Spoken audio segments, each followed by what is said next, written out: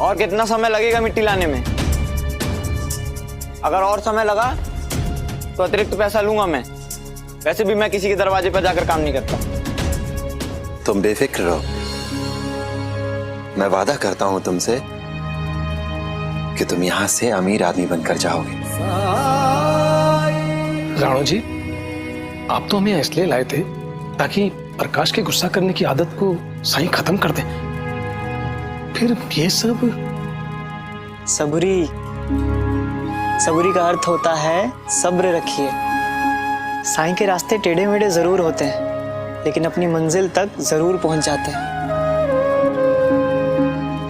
देखना, आज आपका बेटा अपना गुस्सा यहीं त्याग कर जाएगा, है ना साईं? अब बताओ भी तो मुझे बनाना क्या है? हृदय, हृदय की दो आकृतियां बना दो मेरे लिए। हृदय? हृदय मतलब इंसान का दिल? मगर मुझे तो पता ही नहीं है कि इंसान का दिल दिखता कैसा है। अपनी आंखें बंद करो और कल्पना करो कि कैसा होगा वो दिल जो सीने में धड़कता रहता है। और फिर तुम्हें जो भी आकृति दिखाई दे, बस वैसी ही दो आकृति बना दो मेरे लिए। ये क्या फालतू बात कर रहे हो फकीर? क्यों फालतू?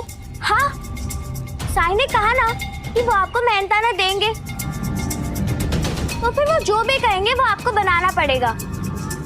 इसमें आपको कोई परेशानी नहीं होनी चाहिए। चलो ठीक है, जो दिखेगा मैं वैसा ही बना दूंगा।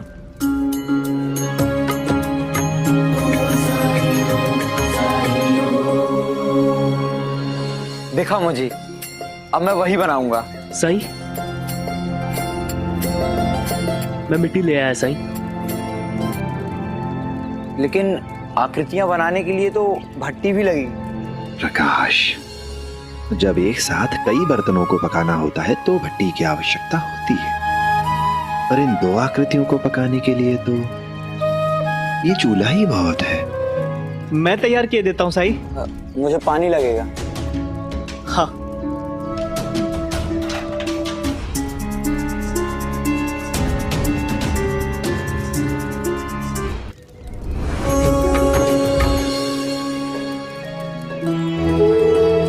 उसे वहीं रहने दो। लेकिन बिना आग के पकेगा नहीं। कोई बात नहीं।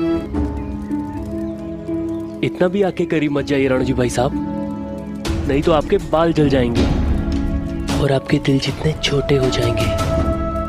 सब सुना है मैंने आपके बारे में। पहले साईं ने आपकी बीमारी ठीक की थी, उसके बाद आपने कहा था कि आप द्वारका माई में ही रहेंगे साईं के साथ और उनकी सेवा करेंगे। और जैसे ही आप ठीक हुए, आप चले गए अपनी पत्नी के पास और साईं को भूल गए। लेकिन जब फिर से मुसीबत आई तो साईं की याद आई। हाल ही में तो सेवा शुरू की आपने उनकी। वो भी आए तो आए, नहीं तो नहीं आए। मैं जिस दिन आया था उस दिन तो आप नहीं थे यहाँ, लेकिन मेरे साथ ऐसा कुछ नहीं होने वाला, क्योंकि अब तो साईं ही मेरा परिवार है। मैं तुम्हें क्यों सफाई दूं? तुम हो कौन? साईं, ये पककर तैयार हो चुका है, मैं निकाल देता हूँ। ले आओ।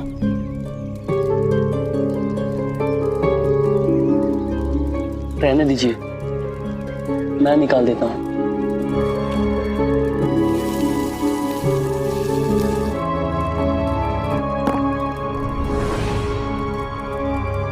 हाँ, ये पूरी तरह से तैयार हो चुकी है। अब जाओ और वो दूसरी आकृति ले आओ।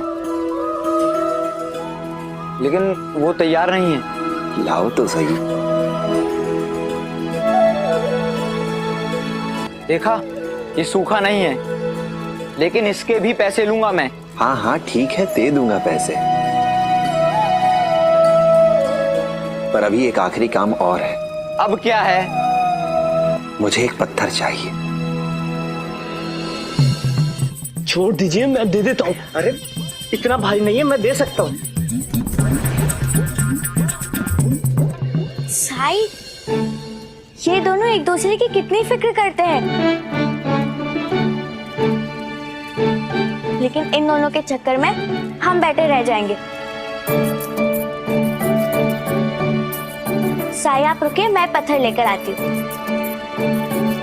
साई ये चलेगा? हाँ। सुनिए आप दोनों, आप उस पत्थर को उधर ही रख दीजिए, हमें दूसरा पत्थर मिल गया है। ये लो लो। मैं चाहता हूं कि तुम इस पत्थर से इन आकृतियों को तोड़ो। अगर तोड़ना ही था तो बनवाया क्यों? बाबा, आप इस आदमी से मदद मांगने आए थे। खैर मुझे क्या, अगर तुम कहते हो तोड़ देता हूं। अब इसे भी।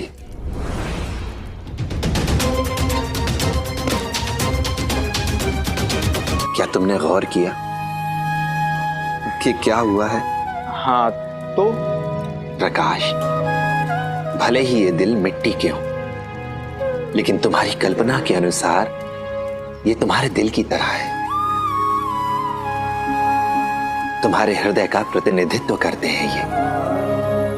अब ये समझने की कोशिश करो कि हुआ क्या। ये जो आग है, ये तुम्हारे क्रोध, तुम्हारे गुस्से का प्रतीक है। तुम अपने दिल को इस क्रोध की भट्टी में जला रहे हो, तपा रहे हो उसे कठोर बना रहे हो तुम, केवल इसलिए क्योंकि तुम्हें लगता है कि इससे तुम्हें शक्ति मिलती है, ताकत का एहसास होता है। तुम्हें एहसास होता है कि तुम मजबूत हो और तुम खुद और ये परिस्थितियां, ये सब तुम्हारे नियंत्रण में है ना? सही कह रहे हैं आप, लेकिन मैं भी बचपन से देखता आया हूं कि लोग बाबा की शराफत का नाजायज फायदा उठा रहे हैं। लोग इन्हें अपने दुख दर्द की झूठी कहानी सुनाकर हर सामान सस्ते में ले जाते हैं और बाबा को लग रहा था कि वो उनकी मदद कर रहे हैं। बाबा की इसी दरिया दिली की वजह से कभी उनके पास पर्याप्त धन नहीं हुआ। एक दो बार मेरे साथ भी ऐसा ही हुआ। तब मुझे समझ आया कि ये दुनिया नेक और शरीफ लोगों का शोषण करती है, उनसे मीठी मीठी बातें करके अपना मतलब साधती है। और उसी दिन मैंने ये निर्णय लिया कि कठोर हृदय वाला बनना ही बेहतर है। मैं तुम्हारी बात से सहमत हूं, लेकिन इसका अर्थ ये तो नहीं कि तुम खुद को जलाते रहो। व्यवहारिक होना अच्छी बात है, बहुत अच्छी बात है, लेकिन खुद को नुकसान पहुंचाकर व्यवहारिक होना अच्छा नहीं है। तुमने देखा कि क्या हुआ? जो हृदय तपा, जला, कठोर हो गया, वो एक आघात भी सह नहीं पाया, टूट गया, टूटकर बिखर गया वो। अगर ऐसा ही कोई वार तुम पर हुआ तो तुम उसे सह नहीं पाओगे। वहीं दूसरी ओर प्रहार इस कोमल हृदय पर भी हुआ, प्रभावित हुआ ये भी, लेकिन ये टूटा नहीं, बिखरा नहीं। इसे दोबारा अपनी पहले वाली स्थिति में वापस लाया जा सकता है। अब ये तुम पर निर्भर करता है कि तुम अपने दिल को कैसा बनाना चाहते हो। और ये बात सिर्फ गुस्सा करने वालों पर लागू नहीं होती। ये आग प्रतिनिधित्व करती है हर बुरी इच्छा का, हर बुरी भावना का, जो कि इंसान के दिल को कठोर बना देती है, संवेदनहीन बना देती है। फिर चाहे वो नफरत हो, ईर्ष्या हो,